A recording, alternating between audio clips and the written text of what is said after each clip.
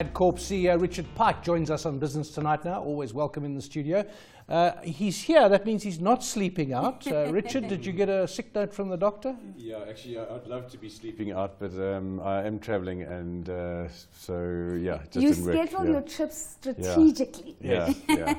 So Richard, thank you for your Japan, time. But we're not here to grill you about the sleep out, but Great. rather to talk about the broad labour environment in South Africa. Yeah. And in the previous conversation with Mark, we touched a little bit on the gold sector.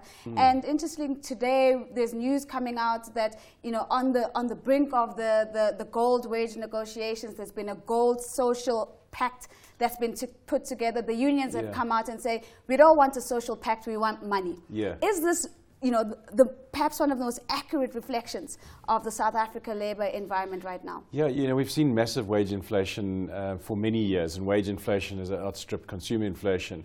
Now, that is not necessarily a bad thing. You actually want prosperity, you want people to be uplifted and the like. But there's a big but, and the but is that if you're going to get wage inflation that outstrips consumer inflation, it has to be coupled to productivity improvements. And I think that's the disconnect that we have in our economy, and that disconnect we've lived with for a long time, to the extent that not only has labour become more expensive, but it's become essentially less productive.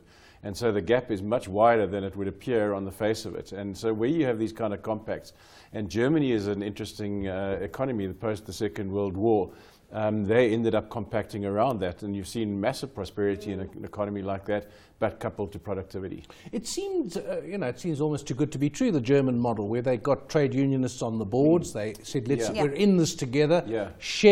More shares owned by the workers. Yeah. I mean, that you'd think would fit in with our alliance with COSATU and the anti. I mean, it shouldn't seem that far away from us. I think we live with a lot of history, and I think there's a lot of mistrust. If you look at the social dialogue between business, labour and government, I don't think there's a whole lot of trust. And the other problem that you have is a compromise whereby you have labour in a political alliance with government. So government can't be honest broker.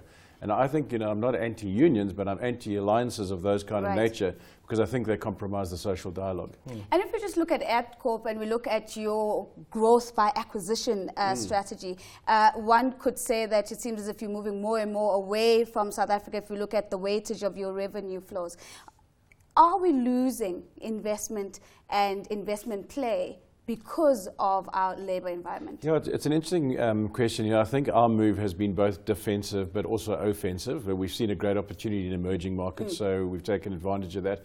But defensively, we were under huge cosh in 2011. There was threats of banning the industry in South Africa, and we had all our eggs in one basket and had to do something about it. So definitely, I think that that is a factor.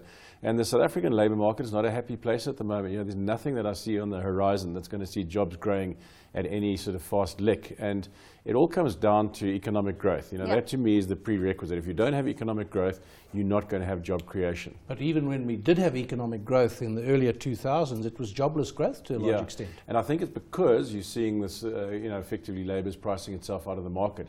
And as I say, it's not only the wage issue, it's the productivity issue. If you have the two in combination, that's what you want. And I think that's the kind of direction that the social dialogue needs to take. So just a day or two ago, we were celebrating or commemorating June 16, and whenever we start looking at the youth employment figures in the country, we get into another difficult conversation. You've got a bird's eye view over what other markets are getting right in terms of getting their young people transitioning from education into the labour market, rather. What would you move? What levers do you think need to be moved for us to begin to absorb more young people into labour? Look, I think youth unemployment is a global problem. It's not only a South African problem, and it worries me. If there's one thing that concerns me about labour markets generally, it's youth coming into the labour market. But I think we have particular problems. Education and training definitely are a problem. So the raw material we're producing through the education system is lacking in terms of ability, and there's no secret about that. But then also the training that we're doing, we're not training people that industry and business wants to consume.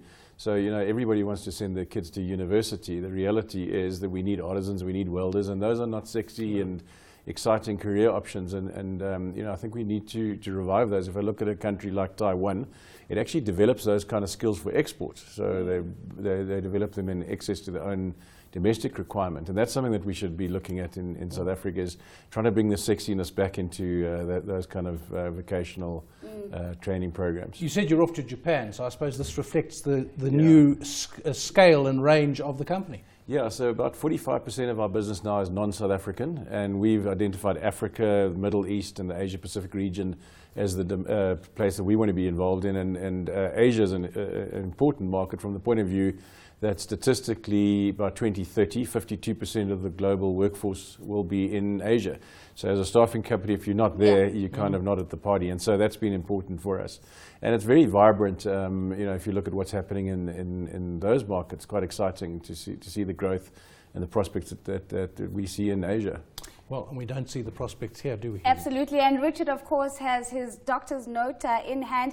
He is on his way to Japan tomorrow, and hence this is why he's not at the CEO Sleepout. But a very big thank you to him giving us the insight there and a good overview of the South African labour environment, rather.